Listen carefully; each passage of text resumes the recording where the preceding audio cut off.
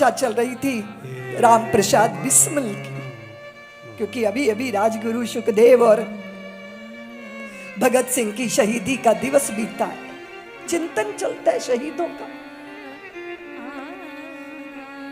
माँ ने ये कहा था ना एक दिन पहले, फांसी के एक दिन, बिस्मिल तेरी आंखों में आंसू है पुत्र, तेरी आंखों में आंसू क्यों है?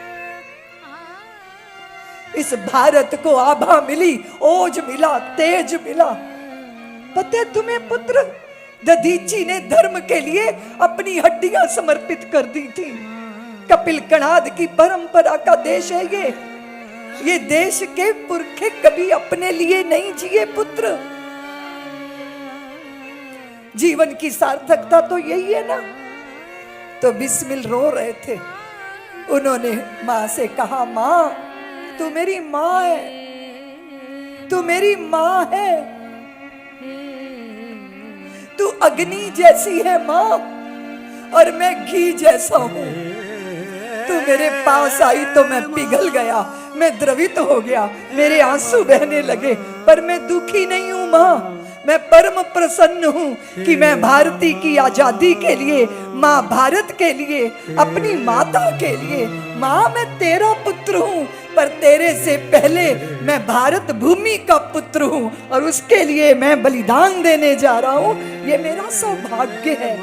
22 साल 23 साल का बेटा ये बात कह सकता है, ये कैसे हो सकता है?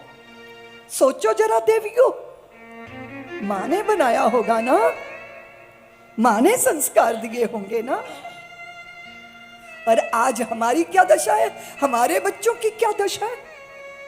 देश धर्म की जब कोई विषय आता है तो उन्हें संज्ञान है क्या? मुझे मेरे राष्ट्र के लिए उत्तरदायित्व तो निभाना है, मुझे राष्ट्र के लिए जीना है, मुझे देश के लिए जीना है।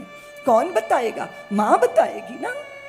और अगर मां ये बताएगी कि बेटा ऐसी नौकरी तलाश ले जिसमें तनख्वाह भले ही जितनी हो पर ऊपर की कमाई ज्यादा हो, तो फिर उस बच्चे से आप क्या आशा कर सकते हो? प्रतीक्षा नहीं, कष्ट नहीं, तप नहीं। और याद रखना देवियों, सुविधाओं में मनुष्य नहीं बना करते, संघर्षों में जिंदगियां निखरा करती हैं। और बहुत सुविधा भोगी जीवन जीना जानते ही नहीं होते। आचार्य ने कहा, देखो बच्चों, ये जो नन्हा सा कीड़ा है ना, ये अपनी खोल से निकलने की कोशिश कर रहा है, तुम मदद मत करना, मत करना, सहायता नहीं तो ठीक नहीं रहेगा। वो आचार्य कह के चले गए। विद्यार्थियों को कुतूहल हुआ, वो खोल में से तड़प के निकलने की कोशिश कर रहा था। विद्यार्थियों ने उसका सहयोग कर दिया, खोल स्वयं तोड़ दी। और जब वो उसमें से निकला, कवच में से कीड़ा थोड़ी सी देर कसमसाया और उसकी मृत्यु हो गई, क्योंकि उस खोल में से निकलने के संघर्ष ने ही उसको जीवन देना था। जीवन संघर्षों में निखरते हैं और फिर किसी की दरकार नहीं रह जाती। भारत भूमि ऐसी होनी चाहिए, भारत की जनता ऐसी होनी चाहिए। अगर आप बिक जाएंगे पदों के नाम पर, धन के नाम पर, सुविधाओं के नाम पर, तो आप नेतृत्व करने वालों से पूछ ही नहीं पाएंगे कि ये गलत कर रहे हो, क्यों कर रहे हो। नहीं होना चाहिए। बल तो हो, बल किसका होगा? समाज का ऐसा निर्माण होना जरूरी है। और ये श्री राम कथा, राम कथा कहती है कि धर्म की जब हानि होती है, और धर्म की हानि तब होती है जब हम कहते कुछ और है, करते कुछ। शुचितापूर्ण जीवन जीना, बड़े आदर्श लाद के मत जियो, उसकी पूर्ति नहीं होती तो हमें दोहरी जिंदगी जीनी पड़ती। दिखाने के लिए कुछ और होने के लिए क्यों, क्या जरूरत है? इसीलिए भगवान ने जन्म लिया धरा धाम को आदर्श रूप जीने का प्रेरणा देने के। जय विजय की कथा आई, जो शापित हो गए थे उनका उद्धार करने के लिए भगवान ने 3 बार अवतार धारण किया। बहुत सुंदर कथा देव ऋषि नारद के मोह की सुनाई गई। और आप जानते हो कि हम जिस डाल पर बैठे हैं इस पे फूल भी हैं और कांटे भी हैं। जिंदगी की ये डाल ऐसी है। मेरे गुरु भाई पूज्य स्वामी जितात्मानंद जी ने एक बहुत सुंदर गीत रचा, आप भी उसे गाइए। देव ऋषि नारद में स्वयं अपने मन को टटोलो उनके चरित्र में। कुछ जगह ऐसी होती हैं जहां पर आपको उस परिवेश, उस वातावरण में कुछ अलग दिव्य अनुभूति होती है। कुछ स्थान ऐसे होते हैं जब आप तीर्थ पे जाओ, संतों के आश्रम में जाओ, सत्संग में जाओ, देव दर्शन जाओ, अरण्य में जाओ, जंगल में जाओ, और जहां आपका चित्त मौन हो जाए, जहां आपकी वाणी गदगद हो जाए, जहां आपका कंठ गदगद हो जाए, जहां जहां अंदर चुप्पी सद जाए, चित्त शांत हो जाए। आश्रम ऐसा, भगवती गंगा के किनारे, भगवती गंगा का तट, अरण्य, हरितिमा। इसलिए आप देखोगे कि मनुष्यों की बनाई कृति होती है और ईश्वर की बनाई प्रकृति होती है। कृतियां आपको थका देती हैं और प्रकृति आपको शांत कर देती है।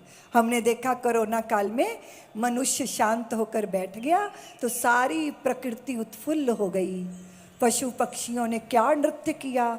दिल्ली में हमें दिखाई देते थे हिमालय के उत्तुंग शिखर, है ना। मनुष्य की कृति ने क्या किया, क्या किया? प्रकृति का सत्यानाश किया। अगर आपको शांत चित्त करना है तो आप वृक्षों, वल्लरियों, पौधों, नदियों के तटों पर, लेकिन वहां जाकर अपने खाए पिए को छोड़ के आना नहीं है। ये बात मुझे इंदौर वालों से नहीं कहनी, क्योंकि इंदौर वाले तो पूरे विश्व में प्रसिद्ध है, पंच मार दिया है और अभी छक्का मारने जा रहे हैं ना। सचमुच बड़ा गौरव है। इंदौर वालों के लिए मेरी करतल ध्वनि है। आपने कीर्तिमान स्थापित किया, आपने स्वच्छता को अपने नगर में उतार दिया। इंदौर आई, मैंने देखा चारों तरफ इतनी खूबसूरती, इतना सुंदर। इंदौर वालों, आप इतने प्यारे हो, आपका नगर इतना प्यारा है, आपका आचरण व्यवहार इतना जिम्मेदारी से भरा है, बहुत हृदय आह्लादित है। आपने माँ भारती का नाम रोशन किया, इंदौर वासियों ने अपने नगर का नाम ऊंचा किया, और बहुत ही सुंदर। सुबह सुबह आजकल हम भी गीत सुनते हैं, सुबह सुबह सुनना है। अभी तक तो पंच मारा है, अब क्या मारेंगे? हमें, हमारी जिम्मेदारी है अपनी धरा को सुंदर रखना। हम दुर्व्यवहार नहीं कर सकते। हम अगर छोटे हैं तो माँ की गोद में मलमूत्र का विसर्जन कर सकते हैं, पर 16 साल के हो गए अगर माँ की गोद में मलमूत्र का विसर्जन करेंगे तो लोग कहेंगे इसको पागल खाने ले जाओ, इसका दिमाग का इलाज करवाओ, है ना। अबोध कोई ऐसा करे, बोधवान कैसे कर सकता है? और सनातनी जगत तो ये बिल्कुल नहीं कर सकता, क्योंकि हमने चराचर में अपने ईश्वर का दर्शन किया है। हमारे लिए चींटी के जीवन की भी महिमा है। ब्रह्मा से लेके चींटी के अंदर भी हम एक ही ईश्वर का दर्शन करने वाले लोग हैं। इसलिए हमारे द्वारा ऐसा व्यवहार कभी होता ही नहीं। इसलिए तुलसी दल रविवार को हम तो नीचे से ही चुनते हैं ना। शाम को हम कहते हैं कि हे देव, आपके पत्तों की जरूरत है, रात हो गई है, क्षमा मांगते हैं ना। पहले हम लोग दिए को फूंक से जब मारते थे तो माँ के चांटा पड़ता था। बोले ऐसे करते हैं क्या? कभी नहीं करते। तो साड़ी का पल्लू लेके फिर वो दिए से कहती थी जाओ, तुम्हारी माँ तुम्हारा इंतजार कर रही होगी। तो हम छोटे छोटे सोचते थे कि दिए की भी माँ घर में बैठी इसका इंतजार कर रही है। छोटे छोटे मन में छोटी छोटी संवेदनाएं कैसे रोपी जाती हैं, ये बड़ों के आचरण से निश्चित हो जाता है ना। सब्सक्राइब करें साध्वी ऋतंभरा जी के YouTube चैनल को और हमारे वीडियोस को सबसे पहले देखने के लिए बेल आइकन को दबाना न भूलें।